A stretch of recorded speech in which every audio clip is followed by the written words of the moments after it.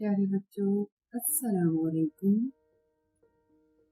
एक बार फिर मैं आप लोगों के सामने एक नया लेसन लेके आई हूँ।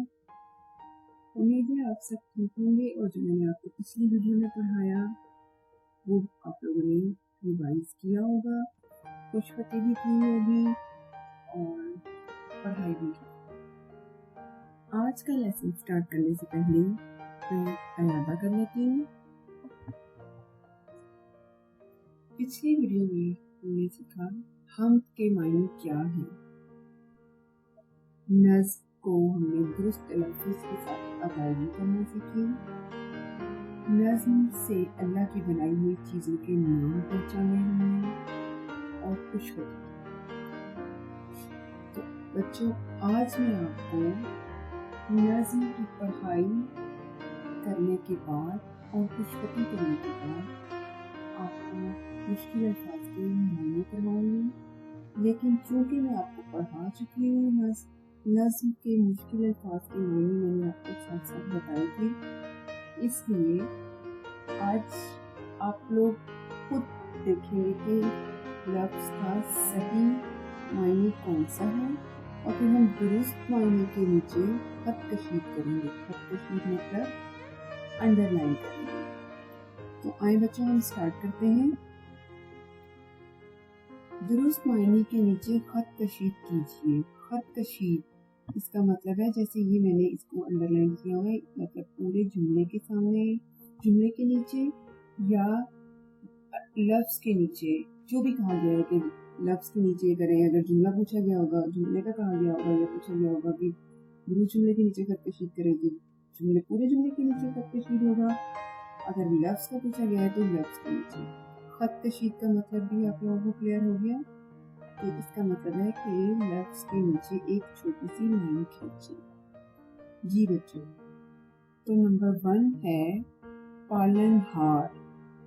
इसके 3 ऑप्शन है। नंबर 1 पालने वाला, नंबर 2 सब्जा, नंबर 3 कुदरत।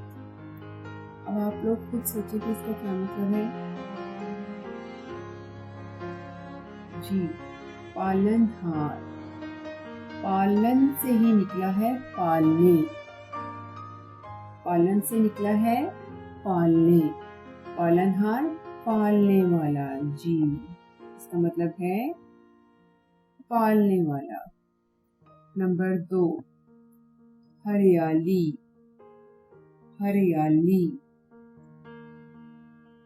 ऑप्शंस में है सब्जा, शय, तारे। सब्जा, शय, तारे। जी, इसका दुरुस्त मायने क्या है? हरियाली। सोचिए आप लोग। जी, दुरुस्त मायने है सब्जा, सब्जा। नंबर 3 है बाली, नंबर 3 है बाली। इसके ऑप्शंस हैं पोशाक यानी गंदम का सिक्का, जुदा यानी अलग, या रोशन। क्या मायने है इसका? इसका मायने है गंदम का सिक्का। इसका मायने है गंदम का सिक्का। जलवे, जलवे। जलवे का क्या मतलब है? जी, जलवे का मतलब है नजारे। जलवे का मतलब है नजारे। भेद, भेद का क्या मतलब है? पीछे नज़्म में हमने पढ़ा था ना, ये भेद कोई क्या समझेगा। क्या मतलब है इसका? जी, राज, अक्ल या चीज। सोचिए, राज, अक्ल या चीज। इसका मतलब है राज। जुदा, जुदा का क्या मतलब है? अभी मैंने आप लोगों को बताया हमने जब भी ऊपर मैंने इसको पढ़ा तो मैंने आपको बताया जुदा। जी जुदा का क्या मतलब है? चमकते, अलग या मर्जी। जी इसका मतलब है अलग। इसका मतलब है अलग। अकल और तमीज। अकल और तमीज क्या मतलब है इसका? उगाए, समझ बूझ या डरे। क्या मतलब है इसका बच्चों? अकल और तमीज। अकल और तमीज का मतलब जी समझ बूझ, यानी कि अच्छे बुरे की समझ। जी बच्चों, नंबर 1 पालनहार, पालने वाला। हरियाली, सब्जा, बाली, कोशा या गंदुम का सिट्टा। जलवे, नजारे, भेद, राज। जुदा, जुदा का मतलब चमकते। चमकते है मतलब नहीं जी, वेरी गुड। आप लोगों को पता है कि मैंने गलत बोला। वेरी गुड, शाबाश जी। जुदा का मतलब है अलग। अकल व तमीज, समझ बूझ। जी बच्चों, तो आप लोगों को अल्फाज वाली की अच्छे से समझ आ गई। नेक्स्ट है, हम इसका अलावा कर लेते हैं। नज़्म में गंदुम का सिट्टा के लिए क्या लफ्ज इस्तेमाल किया गया है?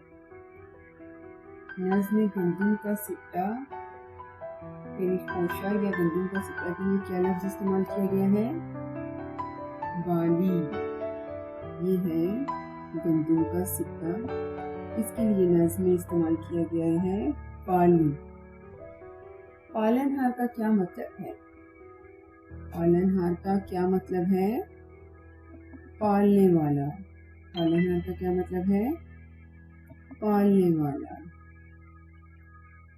जी नेक्स्ट हम घर का काम। बच्चों अब आप पता क्या करेंगे? अल्फाज मायने जैसे पहले आप इसको लिखेंगे और याद करेंगे। पहले बल्कि लिखेंगे सिर्फ अल्फाज और उसके मायने याद करके आप लोग ज़बानी लिखेंगे। ये नहीं कि देख के लिखिए, नहीं ऐसा नहीं होगा। आप लोग याद करेंगे पहले और फिर उसको ज़बानी लिखेंगे। उसके बाद दूसरा काम क्या है? नज़्म पढ़ेंगे अच्छे से और उसमें से अल्लाह की बनाई हुई चीज़ों के नाम आप लोग अपनी कॉपी में लिखें। ठीक है, अल्लाह हाफिज़। कल मिलेंगे इंशाल्लाह। अल्लाह हाफिज़।